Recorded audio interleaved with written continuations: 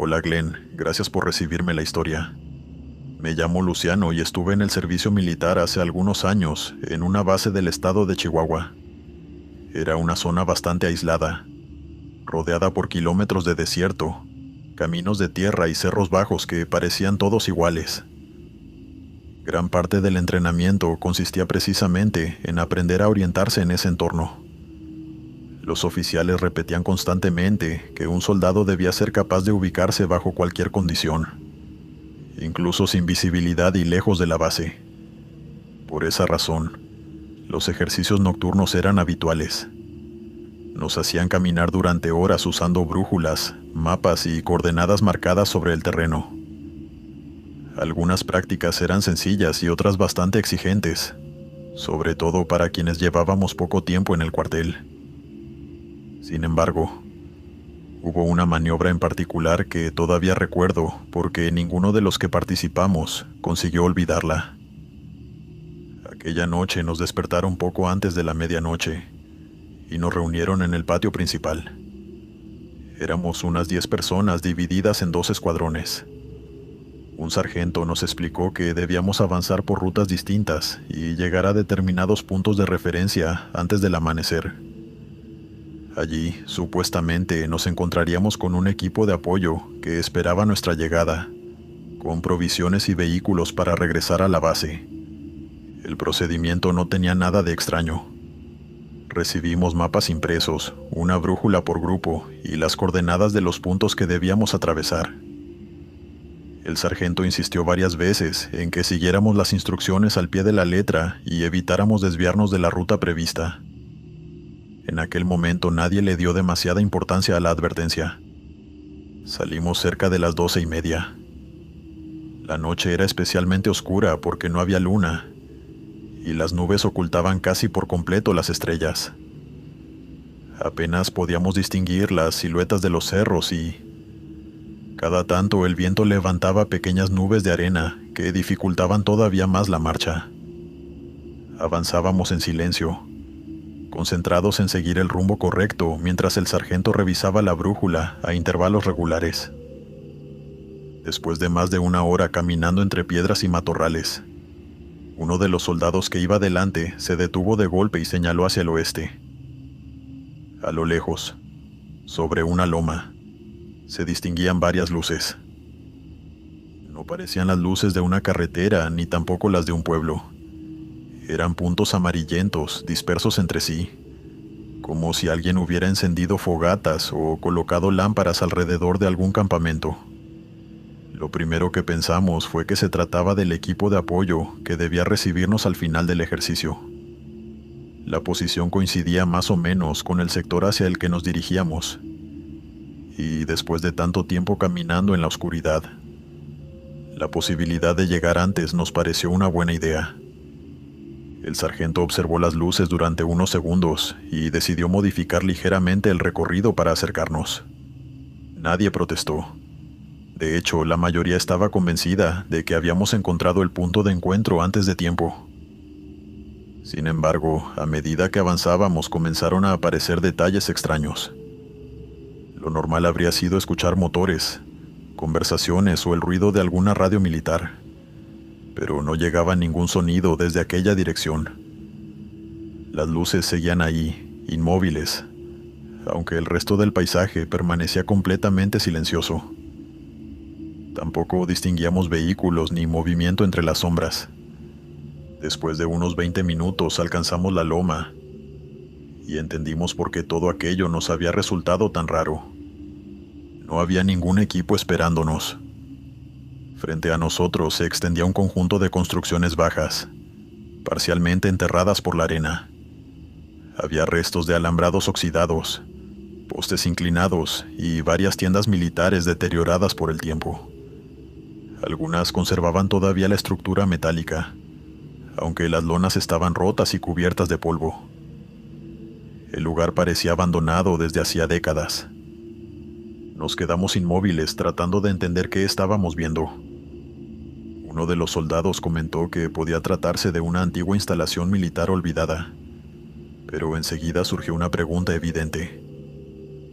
Si aquello existía, porque no figuraba en ninguno de los mapas que nos habían entregado unas horas antes. Nos acercamos a las primeras construcciones y encontramos bidones vacíos, cajones de municiones abiertos y viejos carteles metálicos apenas visibles bajo la arena. También había restos de cableado y algunas estructuras que parecían haber servido como depósitos. Todo estaba cubierto por una capa de polvo tan gruesa que resultaba difícil imaginar cuándo había sido la última vez que alguien había pasado por allí. Lo más extraño era la sensación que transmitía el lugar. Parecía olvidada. Algunos compañeros querían entrar a revisar los edificios más grandes. Otros insistían en que debíamos volver inmediatamente a la ruta prevista. El ambiente se volvió incómodo porque ninguno conseguía entender qué hacía una instalación militar en mitad del desierto sin aparecer en los mapas oficiales. Fue entonces cuando el sargento intervino. Nos ordenó regresar al camino principal y continuar el ejercicio sin tocar absolutamente nada. Nadie discutió. La decisión fue tan tajante que incluso quienes querían seguir explorando optaron por obedecer sin hacer preguntas. El resto del recorrido transcurrió en silencio. Llegamos a la base poco antes del amanecer, cansados y cubiertos de polvo. Durante el desayuno intentamos comentar lo ocurrido, pero el sargento evitó el tema y se limitó a decir que esperáramos instrucciones. Aquello nos llamó la atención porque, en otras ocasiones, cualquier desviación durante los ejercicios era motivo de reprimendas inmediatas. Pero aquella mañana ocurrió algo todavía más raro. Poco después del desayuno, un suboficial vino a buscarnos y nos condujo hasta una oficina donde nos esperaba el capitán. Solo habían convocado a los integrantes de nuestro escuadrón. Pensamos que querían preguntarnos cómo habíamos encontrado el campamento o felicitarnos por haber descubierto aquella instalación. Ocurrió exactamente lo contrario. El capitán nos preguntó varias veces qué habíamos visto y cuánto tiempo habíamos permanecido allí. Después quiso saber si alguien había tomado fotografías o grabado algún video con el teléfono. Revisaron algunos dispositivos y comprobaron que ninguno tenía imágenes del lugar. Finalmente, sin levantar la voz ni dar ninguna explicación, nos ordenaron no volver a hablar del asunto con otros soldados. La reunión terminó ahí. Durante las semanas siguientes, el episodio empezó a convertirse en tema de conversación dentro del cuartel. Los soldados más antiguos parecían conocer historias parecidas. Algunos aseguraban que, muchos años atrás, había funcionado una instalación militar en aquella zona y que había sido clausurada después de un accidente. Otros hablaban de maniobras secretas o de ejercicios especiales realizados durante décadas anteriores. Nadie sabía nada con certeza. Cada versión era distinta y, cuanto más preguntábamos, más contradictorias se volvían las respuestas. Algunos suboficiales negaban directamente la existencia del campamento y otros simplemente cambiaban de tema. Pasó el tiempo, terminé el servicio y regresé a mi vida normal, pero nunca conseguí olvidarme de aquella noche. Varias veces intenté localizar el lugar utilizando mapas satelitales y aplicaciones del teléfono. Pensé que con un poco de paciencia podría reconstruir el recorrido y encontrar la posición aproximada del campamento. Nunca lo logré. Ni siquiera pude identificar con claridad el camino que habíamos seguido durante el ejercicio. Las referencias del terreno parecían haber desaparecido y ninguna imagen coincidía con lo que recordábamos. Han pasado varios años desde entonces, y todavía no sé qué encontramos aquella madrugada en medio del desierto de Chihuahua. Tal vez se tratara simplemente de una instalación militar olvidada, borrada de los registros oficiales con el paso del tiempo. Dale me gusta y suscríbete si lo estás disfrutando. Continuamos. Hola Glenn. Esto me pasó cuando recién entré al ejército mexicano. Me habían destinado a un cuartel ubicado en las afueras de Monterrey, donde hacíamos la instrucción básica junto con otros jóvenes que acababan de incorporarse. Para la mayoría de nosotros era la primera vez lejos de casa, y todavía estábamos intentando acostumbrarnos a una rutina completamente distinta. Los horarios empezaban antes del amanecer. Las guardias se repartían durante toda la noche y la disciplina atravesaba cada momento del día. Todo era nuevo. Las formaciones, las órdenes, los entrenamientos y la sensación constante de estar siendo observado por superiores, que parecían no dejar pasar el más mínimo error. El cuartel ocupaba un predio enorme rodeado de monte y caminos de tierra. La parte más moderna estaba compuesta por oficinas, depósitos y algunos edificios administrativos. Pero los dormitorios donde vivíamos los reclutas pertenecían a una construcción mucho más antigua. Eran pabellones largos, con habitaciones alineadas a ambos lados de un pasillo central, que desembocaba en un patio interior. Algunas secciones habían sido remodeladas con el paso de los años, aunque otras conservaban el mismo aspecto de décadas atrás. Paredes descascaradas, puertas de madera pesada y ventanas protegidas con rejas oxidadas. Desde los primeros días empezamos a notar que había algo extraño en uno de aquellos dormitorios. Estaba ubicado al fondo del pabellón, casi pegado a la salida trasera del edificio, y destacaba del resto porque permanecía cerrado permanentemente. La puerta tenía un candado grande y las ventanas estaban cubiertas con tablones clavados desde el interior, mientras el resto de las habitaciones se llenaban de soldados entrando y saliendo a todas horas. Aquel cuarto parecía completamente abandonado. La curiosidad surgió casi de inmediato. Cada vez que alguno preguntaba por el dormitorio clausurado, los soldados más antiguos respondían con evasivas. Decían que estaba fuera de servicio o que lo utilizaban para guardar material viejo, pero ninguno daba explicaciones concretas. Lo raro era que algunos suboficiales reaccionaban de manera extraña cuando se mencionaba el tema. Cambiaban de conversación, ordenaban continuar con las tareas o simplemente fingían no haber escuchado la pregunta. Como suele ocurrir en cualquier cuartel, los rumores comenzaron a circular enseguida. Entre los reclutas aparecieron versiones de todo tipo. Algunos aseguraban que la habitación había sido cerrada después de un incendio ocurrido muchos años atrás. Otros hablaban de una pelea entre soldados que había terminado mal. También había quienes decían que allí se guardaban documentos o armamento antiguo. Cada historia era distinta y nadie parecía conocer realmente la verdad. Durante las primeras semanas no le di demasiada importancia. Bastante tenía con adaptarme a la vida militar y sobrevivir a los entrenamientos diarios. Sin embargo, cuanto más tiempo pasaba, más evidente se volvía que aquel dormitorio provocaba incomodidad, incluso entre quienes llevaban años destinados en el cuartel. Algunos soldados evitaban pasar por ese sector cuando no era necesario y otros aceleraban el paso al llegar al final del pasillo. La situación cambió un viernes por la noche cuando me asignaron guardia en el pabellón.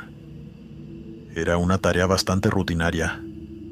Recorrer los pasillos, verificar que todo permaneciera en orden y avisar a los superiores ante cualquier inconveniente. Después del toque de queda, el edificio quedaba prácticamente en silencio. La mayoría de los reclutas dormía agotada, después de las jornadas de entrenamiento, y solo se escuchaban algunos ronquidos, el ruido lejano de los generadores y el viento golpeando las ventanas. Recuerdo perfectamente que aquella madrugada hacía frío. Debían ser cerca de las 2 cuando empecé una nueva ronda por el corredor principal. Caminaba despacio, intentando mantenerme despierto, cuando escuché algo que me obligó a detenerme. Al principio pensé que provenía del patio, pero tardé apenas unos segundos en reconocer la dirección del sonido.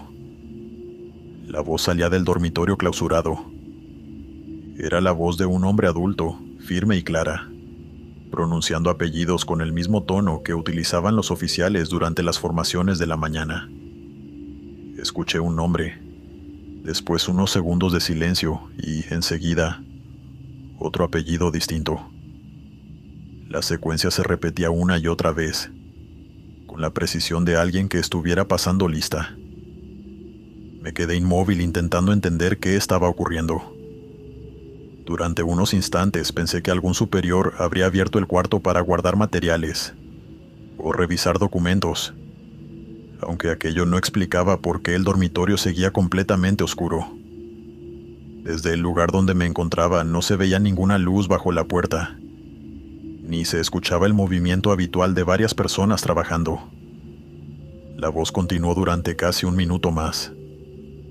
Cada apellido era seguido por una pausa exacta, como si quien hablaba estuviera esperando que alguien respondiera desde el interior de la habitación. Finalmente, vencido por la curiosidad, me acerqué despacio hasta quedar frente al candado. Recuerdo haber apoyado una mano sobre la madera mientras preguntaba quién estaba allí. Y la voz se interrumpió en el mismo instante en que terminé de hablar. El silencio que siguió fue tan repentino que todavía hoy me cuesta describirlo. Esperé varios segundos frente a la puerta, convencido de que alguien respondería desde adentro o explicaría qué estaba haciendo allí a esas horas. No ocurrió nada. Volví a preguntar, esta vez en un tono más alto, pero la única respuesta fue el ruido distante del viento entrando por las ventanas del otro extremo del pasillo. El dormitorio permanecía completamente oscuro y el candado seguía colocado exactamente igual que siempre. La situación empezó a inquietarme de verdad, no porque creyera en fantasmas ni en historias sobrenaturales, sino porque no lograba encontrar una explicación razonable para lo que acababa de escuchar. Finalmente decidí ir a buscar al cabo que estaba de servicio aquella noche. Lo encontré en una oficina cercana al patio principal. Le conté lo sucedido esperando que se riera, o me dijera que había confundido algún sonido del exterior con voces humanas. Sin embargo, su reacción fue completamente distinta. Se limitó a mirarme durante unos segundos y me pidió que lo acompañara afuera. Caminamos hasta el patio sin decir una sola palabra, y, una vez allí, me recomendó que no volviera a acercarme a aquella habitación durante la noche. Cuando le pregunté por qué, tardó bastante en responder. Finalmente me explicó que muchos años atrás había ocurrido un accidente en ese dormitorio. No quiso entrar en detalles ni mencionar fechas concretas. Solo dijo que durante una práctica, varios soldados habían resultado heridos y que, desde entonces, el cuarto había quedado clausurado. Según él, la decisión se había tomado mucho antes de que cualquiera de nosotros llegara al cuartel. Intenté preguntarle qué clase de accidente había sido, pero evitó la conversación. Me ordenó terminar la guardia y regresar a mi habitación cuando amaneciera. Durante los meses siguientes traté de averiguar algo más. Aprovechaba cualquier conversación con soldados veteranos para sacar el tema, aunque casi todos reaccionaban de la misma manera. Algunos admitían haber escuchado pasos en el pasillo cuando el edificio estaba vacío. Otros aseguraban haber oído voces o movimientos detrás de la puerta cerrada. La mayoría conocía la historia, pero ninguno parecía dispuesto a contarla completa. Con el tiempo terminé acostumbrándome a convivir con el misterio. Pasé casi 2 años destinado en aquel cuartel, y curiosamente, nunca volvieron a asignarme guardias en ese sector del pabellón. El dormitorio siguió cerrado durante todo ese tiempo. Los tablones continuaron cubriendo las ventanas y el candado jamás desapareció. Años después, cuando ya había dejado el ejército, encontré por casualidad unas fotografías antiguas del edificio. Eran imágenes tomadas décadas atrás, durante distintas ceremonias y actos oficiales. Revisándolas con atención, descubrí algo que me llamó la atención. En los planos y fotografías más viejas, el dormitorio aparecía numerado igual que el resto de las habitaciones. Sin embargo, en documentos más recientes, aquel número simplemente había desaparecido. No sé qué ocurrió realmente en ese cuarto ni quién estaba leyendo aquellos nombres aquella madrugada. Con el paso del tiempo, he intentado convencerme de que debía haber una explicación lógica. Algún detalle que se me escapó por el cansancio o por los nervios propios de un recluta recién incorporado. Lo que nunca pude olvidar fue la manera en que pronunciaba cada apellido. haciendo una pausa exacta antes de continuar con el siguiente, como si todavía estuviera esperando que alguien respondiera desde el otro lado de la puerta durante aquel último pase de lista. Continuamos. Hola Glenn, les traigo una historia real para los amantes de lo extraño. Me conocen como Toto y esto me pasó cuando trabajaba como mecánico civil para el ejército estadounidense en una instalación militar de Nuevo México. Mi trabajo consistía en reparar vehículos dañados durante maniobras y ejercicios de entrenamiento en el desierto. Era un lugar inmenso, dividido en distintos sectores, algunos abiertos para el personal civil y otros completamente restringidos, a los que solo podían acceder ciertas personas con autorizaciones especiales. Llevaba varios años trabajando allí y conocía bastante bien la rutina. Los ejercicios nocturnos eran frecuentes y no era raro que, en mitad de la madrugada, alguien llamara al taller para pedir asistencia mecánica en algún punto perdido del campo de entrenamiento. Aún así, entre los empleados más antiguos circulaban historias que nunca terminaban de desaparecer. Algunos hablaban de accidentes ocurridos décadas atrás durante maniobras militares. Otros mencionaban vehículos perdidos en el desierto, incendios que jamás habían sido explicados del todo, y expedientes que, por alguna razón, habían desaparecido de los archivos oficiales. La verdad es que nunca presté demasiada atención a esos comentarios. En una base tan grande siempre había rumores y anécdotas exageradas. La mayoría de nosotros prefería concentrarse en el trabajo y evitar preguntas innecesarias. Sin embargo, hubo una madrugada en la que terminé involucrado en una historia que, hasta hoy, sigo sin poder explicar. Aquella noche me despertaron cerca de las 3 de la mañana. Un transporte blindado había dejado de responder en una zona remota del campo de entrenamiento, y necesitaban trasladarlo de regreso a la base antes del amanecer. La orden parecía rutinaria. Me reuní con otro mecánico y con el conductor del vehículo de recuperación. Recibimos unas coordenadas impresas y salimos casi de inmediato. El trayecto fue largo. El lugar al que debíamos llegar estaba a más de 1 hora por caminos de tierra que atravesaban sectores completamente desiertos. Mientras avanzábamos, el conductor comentó que le resultaba extraño que hubieran movilizado un equipo completo para recuperar un solo blindado, sobre todo porque, según la orden, el vehículo llevaba varias horas sin establecer contacto por radio.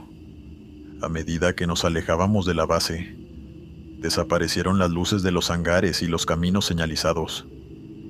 Solo nos guiaban el GPS militar y las coordenadas que nos habían entregado. El cielo todavía estaba oscuro cuando llegamos al lugar indicado. El blindado apareció junto a una pequeña colina, apartado de cualquier ruta interna y rodeado de arena. Desde lejos parecía un vehículo abandonado desde hacía muchísimo tiempo. La carrocería estaba cubierta por una gruesa capa de polvo, y las ruedas se habían hundido parcialmente en el terreno. Todo indicaba que llevaba meses, quizá años, detenido en aquel sitio. Pero apenas bajamos del vehículo de recuperación, notamos algo que no tenía sentido. Uno de mis compañeros apoyó la mano sobre el blindaje y nos llamó inmediatamente. El metal seguía tibio. Hice lo mismo y comprobé que tenía razón. El motor irradiaba calor como si alguien hubiera apagado el vehículo apenas unos minutos antes de nuestra llegada. Nos miramos confundidos, porque era imposible que un transporte en ese estado hubiera permanecido encendido hasta hacía tan poco tiempo. Pensando que encontraríamos a la tripulación descansando en el interior, abrimos la compuerta principal. No había nadie. Lo extraño era que el vehículo no estaba vacío. Los cascos seguían apoyados sobre los asientos. Había mochilas militares en el suelo, botellas de agua vacías y varios papeles sujetos al tablero. Todo parecía indicar que la tripulación había abandonado el blindado de forma apresurada, dejando atrás sus pertenencias. Pero lo más inquietante era que la radio, Seguía encendida. Desde el interior del vehículo salía una transmisión intermitente, acompañada por la estática característica de los equipos militares antiguos. Durante varios minutos escuchamos una voz repitiendo números y coordenadas. La secuencia era siempre la misma. Una serie de cifras, una pausa breve, y el mensaje comenzaba nuevamente desde el principio. Intentamos comunicarnos con la base para informar la situación, pero la señal llegaba con muchísimas interferencias. Finalmente decidimos cumplir la orden. Enganchamos el blindado al vehículo de recuperación y comenzamos el regreso. Durante todo el trayecto, la radio continuó transmitiendo. Ninguno de nosotros entendía por qué seguía funcionando, ni quién había emitido aquel mensaje. El otro mecánico intentó apagar el equipo varias veces, pero no encontró la forma. Lo único que conseguimos fue bajar el volumen antes de llegar a la base. Al amanecer entramos al taller principal y dejamos el blindado en uno de los hangares de mantenimiento. Apenas terminamos el informe preliminar, un oficial apareció para pedirnos el número de identificación del vehículo. Lo anotó en una carpeta y desapareció sin dar explicaciones. No volvimos a verlo hasta varias horas después. Cuando regresó al taller, su actitud había cambiado por completo. Nos reunió a los tres y nos ordenó que dejáramos de hacer preguntas sobre el blindado y sobre la misión de aquella madrugada. Dijo que el asunto sería tratado por otro departamento y que nuestra participación había terminado. 2 o 3 días después, un empleado administrativo con el que tenía bastante confianza me llamó aparte durante el almuerzo. Sabía que yo había participado en la recuperación del vehículo y me mostró algo que encontró mientras revisaba documentos antiguos. Según los registros de la base, el blindado que habíamos remolcado había sido destruido durante un accidente ocurrido décadas atrás. El informe describía unas maniobras nocturnas realizadas en el desierto y mencionaba un incendio que había dejado el vehículo completamente inutilizado. Oficialmente, el transporte había sido retirado del servicio muchos años antes, y su número de identificación había desaparecido de los sistemas actuales. Pensé que se trataba de un error administrativo hasta que me enseñó una copia del expediente original. Allí figuraban exactamente el mismo modelo y la misma numeración que habíamos anotado aquella madrugada. A partir de ese momento intenté averiguar más cosas, pero nadie quiso hablar del tema. Algunos empleados aseguraban no haber visto nunca el vehículo y otros fingían no saber de qué estaba hablando. Lo único cierto es que una mañana, el blindado ya no estaba en el taller. Nadie explicó a dónde lo llevaron ni quién autorizó el traslado. Revisé los hangares cercanos y pregunté discretamente a varios compañeros, pero ninguno tenía respuestas. Era como si el vehículo jamás hubiera pasado por la base. Han pasado muchos años desde entonces y todavía sigo trabajando con motores y maquinaria pesada. Estoy acostumbrado a encontrar fallas mecánicas, documentos mal archivados y órdenes extrañas, pero nunca volví a vivir algo parecido. No sé qué encontramos aquella madrugada en medio del desierto de Nuevo México. Quizás se trató de una confusión administrativa gigantesca o de un vehículo olvidado que alguien decidió ocultar. Tal vez exista una explicación completamente lógica para todo lo ocurrido. Continuamos. Hola, Glenn. Esto me pasó hace algunos años, cuando fui a visitar a mi abuelo a un pueblo pequeño del estado de Sonora.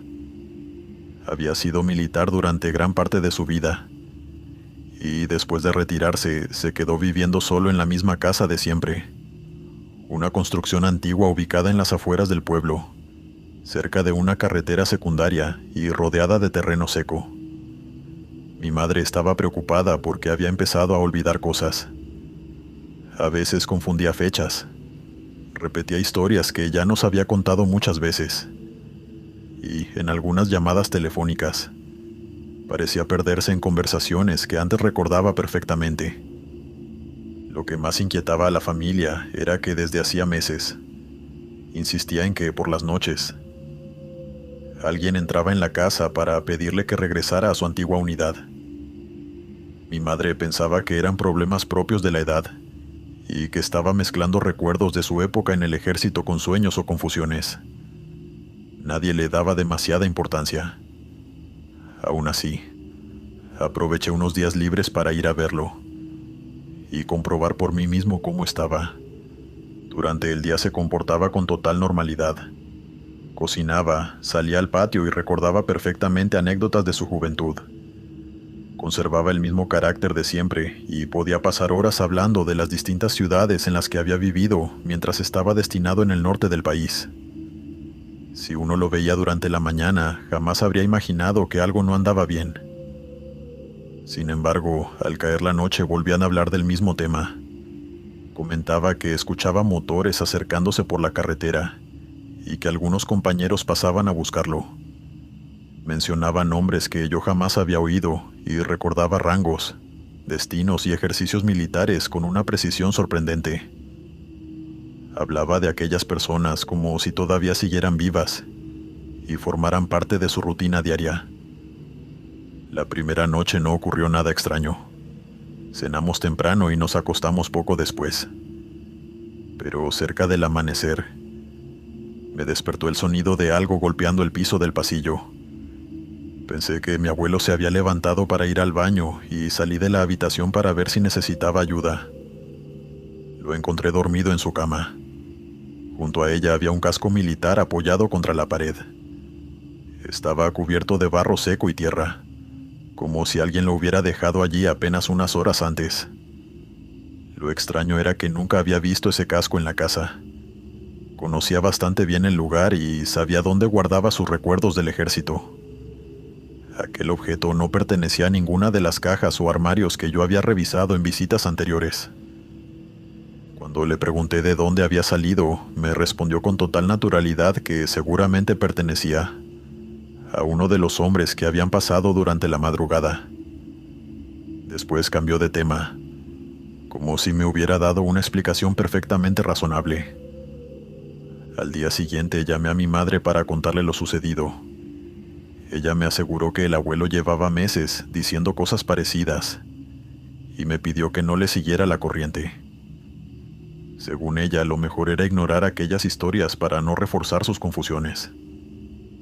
Aún así, el casco seguía allí, apoyado junto a la cama, cubierto por una capa de barro que no tenía ninguna explicación. Pasé buena parte de la tarde revisando fotografías y documentos antiguos. Encontré imágenes de mi abuelo vestido con uniforme, retratos de distintas unidades y recortes amarillentos de periódicos locales. Sin embargo, no encontré nada relacionado con el casco ni con los nombres que había mencionado la noche anterior. Esa misma noche decidí quedarme despierto. Apagué las luces de la habitación y esperé sentado junto a la ventana. Cerca de las 3 de la mañana escuché voces en el patio. Eran hombres hablando en voz baja. Poco después distinguí el sonido de un motor antiguo, pesado, muy distinto al de las camionetas que circulaban por la carretera. Me acerqué al vidrio sin hacer ruido. Frente a la casa había un camión. Junto al vehículo distinguí a varios hombres uniformados. Algunos llevaban cascos. Otros parecían fumar mientras esperaban apoyados contra la carrocería. La oscuridad no me permitía verles bien la cara, pero sus uniformes parecían demasiado viejos para pertenecer al ejército actual. Todos miraban hacia la puerta de la casa. Entonces vi a mi abuelo, estaba parado en el corredor. Vestía ropa común, pero sostenía el casco embarrado que había encontrado horas antes. Permaneció varios minutos observando al grupo sin decir una palabra. No parecía asustado ni confundido. Por el contrario, tenía la expresión de alguien que reconoce perfectamente a las personas que tiene delante. No sé cuánto tiempo pasó, quizá unos segundos o varios minutos. Recuerdo haber sentido una mezcla de miedo y curiosidad. Finalmente decidí salir al patio para averiguar quiénes eran aquellos hombres. Cuando salí no había nadie. Solo encontré a mi abuelo, de pie junto al corredor mirando la oscuridad. Cuando le pregunté qué había ocurrido, me respondió que acababa de levantarse para tomar agua y que no entendía de qué le estaba hablando. A la mañana siguiente parecía más lúcido que nunca. Durante el desayuno empezó a recordar historias de su época en el ejército, con una precisión que no le había visto en años. Mencionó nombres completos, rangos y destinos militares. Habló de ejercicios en el desierto, de largas guardias y de hombres a los que consideraba hermanos. Más tarde busqué algunos de esos nombres entre los papeles viejos que guardaba en un armario. Encontré fotografías y documentos oficiales donde aparecían varios de ellos.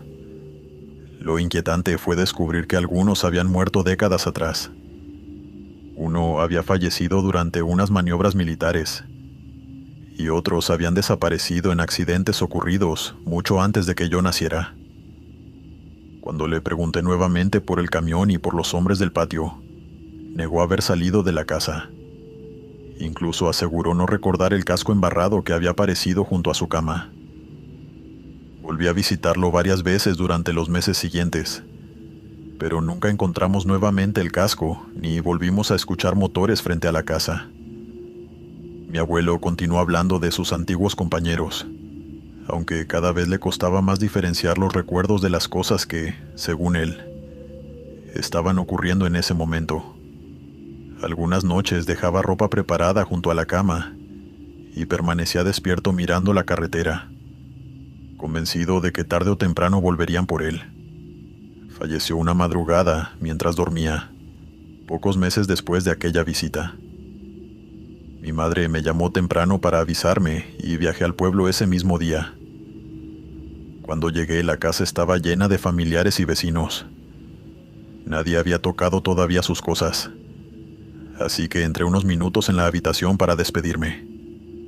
Sobre la cama encontré su ropa cuidadosamente doblada y una fotografía de su antigua unidad. Mi abuelo había marcado con lápiz los nombres de los hombres que aparecían a su lado y había dejado un espacio vacío al final de la lista. Durante el funeral, un vecino se acercó para preguntarme quiénes habían llegado a la casa de madrugada. Dijo que había escuchado un motor antiguo y que, al mirar por la ventana, alcanzó a ver un camión detenido frente al terreno. Según él, varios hombres esperaban junto al vehículo mientras otro entraba en la casa. No pudo distinguir sus rostros, pero aseguró que los uniformes parecían sacados de otra época. Nunca le conté lo que yo había visto meses antes. Después del entierro regresé a la casa para cerrar las ventanas y recoger algunas pertenencias. Antes de irme, entré una última vez en la habitación de mi abuelo. La fotografía seguía sobre la cama, pero algo había cambiado. El espacio vacío al final de la lista ya no estaba vacío. Alguien había escrito allí el nombre completo de mi abuelo junto a la fecha de aquella madrugada. Desde entonces intento convencerme de que todo tuvo una explicación lógica. Que el vecino confundió el ruido de algún vehículo, que las manchas de barro estaban allí desde hacía tiempo, y que la fotografía había sido modificada por otra persona. Continuamos. Querido Glenn y comunidad, esto ocurrió hace algunos años, cuando todavía formaba parte del ejército estadounidense. Por aquel entonces estaba destinado en una base cercana a San Antonio, Texas, y además de las tareas habituales, a veces nos enviaban a colaborar con instituciones civiles. Una primavera nos asignaron a un antiguo fuerte militar, convertido en museo para participar como apoyo logístico en la recreación histórica de una batalla que había tenido lugar allí durante el siglo XIX. Nuestra tarea era mucho más simple: controlar el perímetro, mover equipo pesado y ayudar a los organizadores a mantener el orden durante el evento. El fuerte era enorme. Conservaba parte de las murallas originales, varios edificios de ladrillo y una gran extensión de terreno donde se habían realizado enfrentamientos décadas atrás. Cada año acudían cientos de visitantes para ver la representación, familias enteras, aficionados a la historia, y grupos de voluntarios que llegaban desde distintos estados vestidos con uniformes de época. Había caballos, carretas y tiendas de campaña, montadas con un nivel de detalle impresionante. Desde la mañana hasta la tarde se escuchaban disparos de fogueo, órdenes militares y el ruido constante de la gente recorriendo el lugar. Recuerdo que ese día transcurrió con absoluta normalidad. Los visitantes sacaban fotografías, los niños corrían entre los puestos, y nosotros aprovechábamos los momentos de calma para conversar con algunos de los recreadores. Muchos llevaban años participando y conocían la historia del fuerte, mejor que los propios empleados del museo. Incluso nos contaron anécdotas sobre soldados que habían vivido allí, y nos recomendaron visitar una pequeña exposición, instalada en uno de los edificios principales. A media tarde entramos en el museo. Era una sala sencilla, con vitrinas que exhibían cartas, mapas, fotografías antiguas y objetos recuperados de excavaciones. Uno de mis compañeros, un tipo llamado Donald, se detuvo bastante tiempo frente a una vitrina donde había varias cartas escritas por soldados destinados en el fuerte. Recuerdo que bromeamos con él porque parecía más interesado en la historia que en terminar el trabajo. Donald señaló la fotografía de un joven uniformado y comentó que tenía una mirada extraña, como si supiera que algo malo iba a ocurrirle. Nadie le prestó demasiada atención y seguimos nuestro recorrido. La representación terminó poco antes del anochecer. Los visitantes comenzaron a marcharse y los voluntarios empezaron a desmontar las tiendas y cargar los vehículos. Nuestro grupo, formado por 5 soldados y 2 empleados del museo, recibió la orden de quedarse unas horas más para ayudar a recoger el material. Cuando cayó la noche, el fuerte estaba prácticamente vacío. Desde la explanada principal apenas podían verse algunas luces en los edificios, y el resto del terreno se perdía en la oscuridad. Estábamos guardando unas cajas cuando escuchamos los primeros disparos. Sonaron a lo lejos, en la zona donde se había desarrollado la recreación. Ninguno les dio importancia.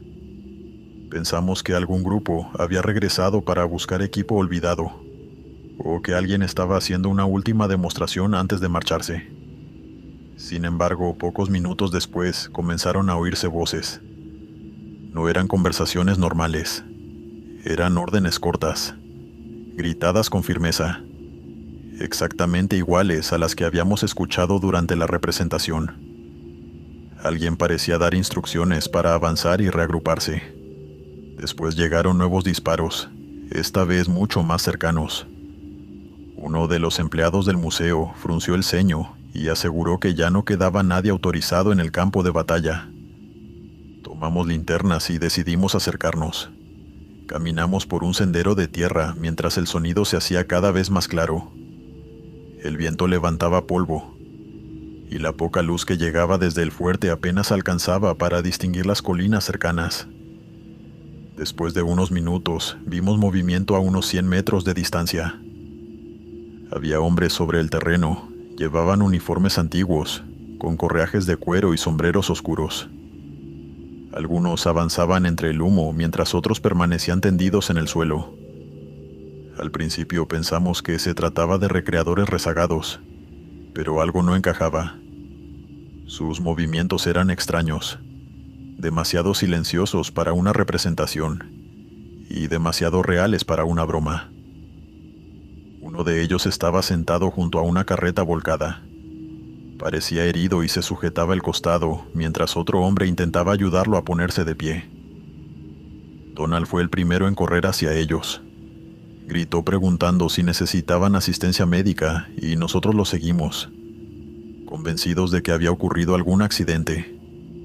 Pero cuanto más nos acercábamos, más rara se volvía la escena. Las figuras parecían perder nitidez, como si la niebla que cubría el terreno las envolviera por completo. El hombre herido levantó la cabeza un instante y miró en nuestra dirección. Todavía recuerdo la sensación que tuve al verlo. No parecía sorprendido ni asustado. Más bien daba la impresión de estar esperando algo. Entonces ocurrió lo imposible. La figura retrocedió entre la niebla y desapareció.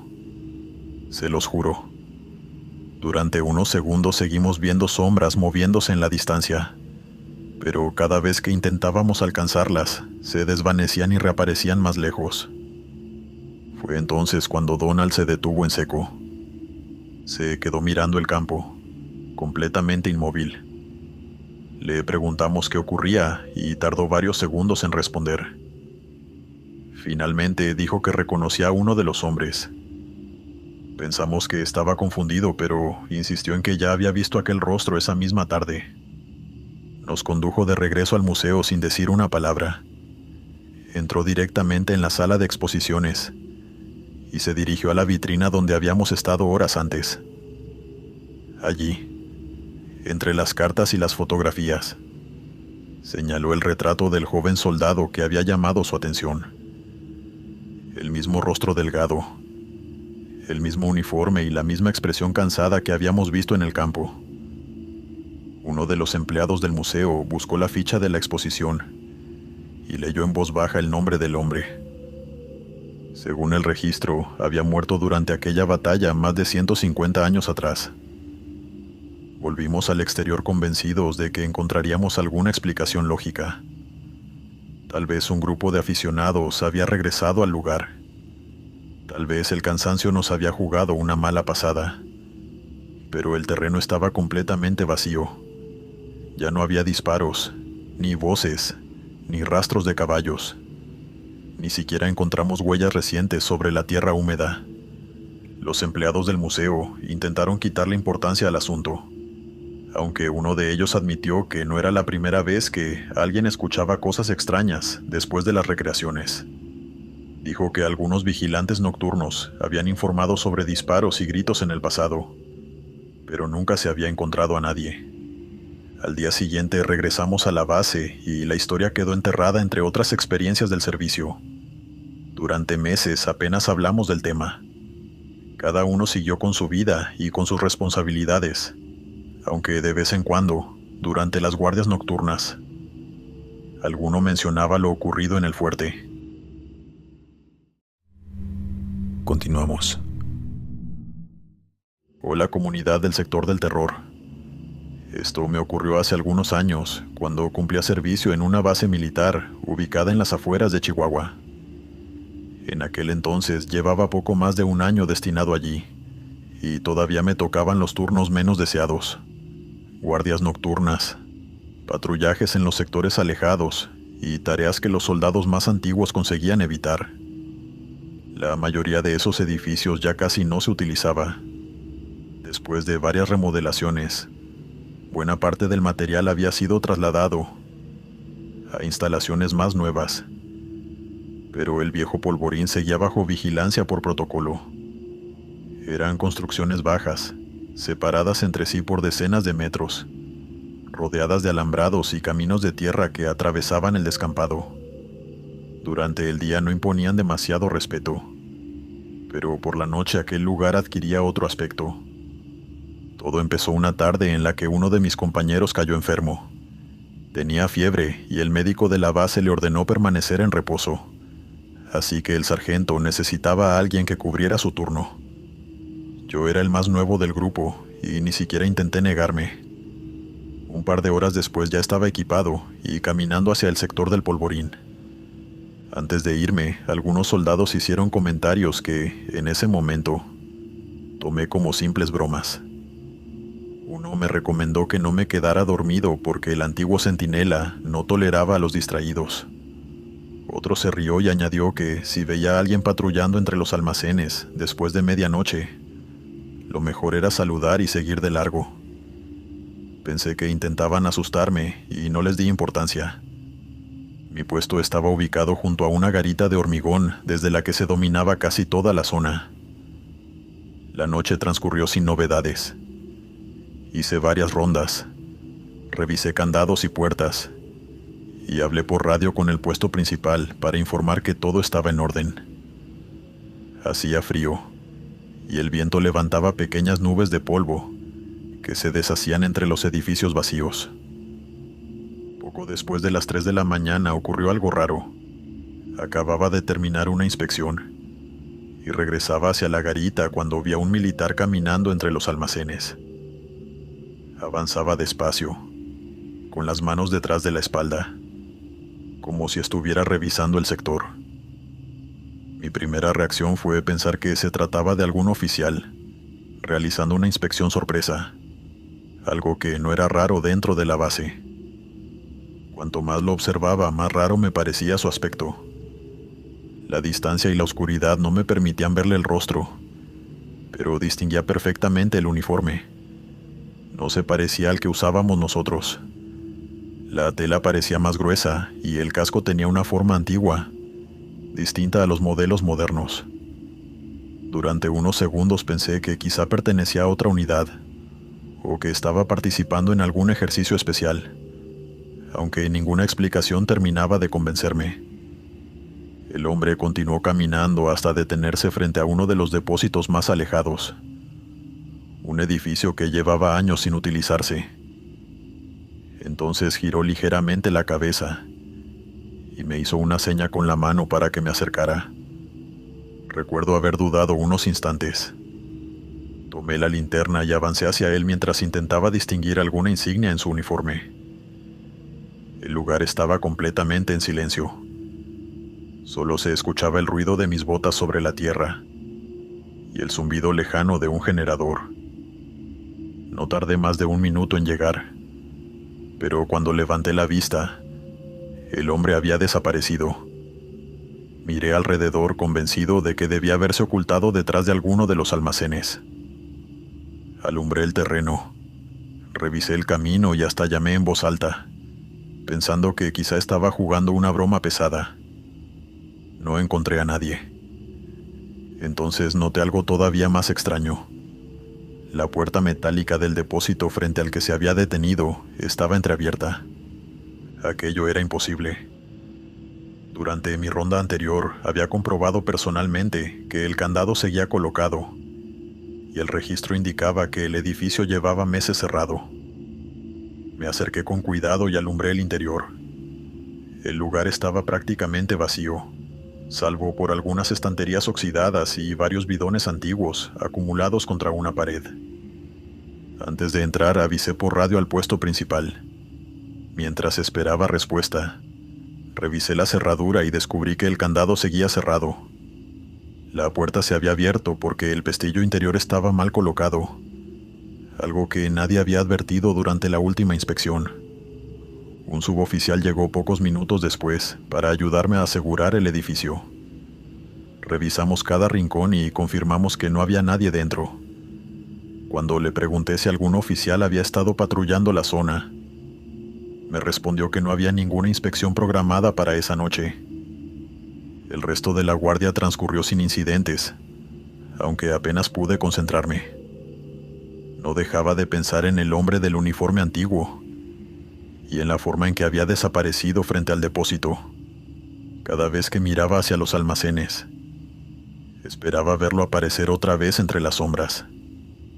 Al amanecer regresé al cuartel y comenté lo sucedido durante el desayuno. La reacción de los demás me sorprendió. Nadie se rió ni intentó convencerme de que había imaginado todo por el cansancio. Al contrario, varios soldados intercambiaron miradas incómodas antes de que el sargento me pidiera que lo acompañara afuera. Nos sentamos junto a uno de los vehículos y, después de permanecer un rato en silencio, me contó una historia que yo desconocía. 20 años antes, cuando el polvorín todavía funcionaba plenamente, un soldado llamado Ramírez había estado de guardia en ese mismo sector. Cerca del amanecer detectó una fuga de combustible en uno de los depósitos. Según el informe oficial, entendió enseguida el peligro que corría toda la base y entró al edificio para cerrar una válvula y evacuar el material inflamable. Consiguió evitar la explosión, pero murió durante el accidente. El sargento me explicó que, desde entonces, algunos centinelas aseguraban verlo durante las guardias más tranquilas. Siempre aparecía caminando entre los almacenes, y casi siempre frente al mismo edificio. Algunos decían haberlo visto desde lejos. Otros afirmaban que les había indicado puertas abiertas, herramientas olvidadas o desperfectos que nadie había detectado. Le pregunté por qué nadie hablaba del tema. Me respondió que oficialmente no había nada que contar. El ejército reconocía el acto heroico de Ramírez, pero las historias sobre apariciones eran solo rumores que circulaban entre quienes habían hecho guardia en el polvorín.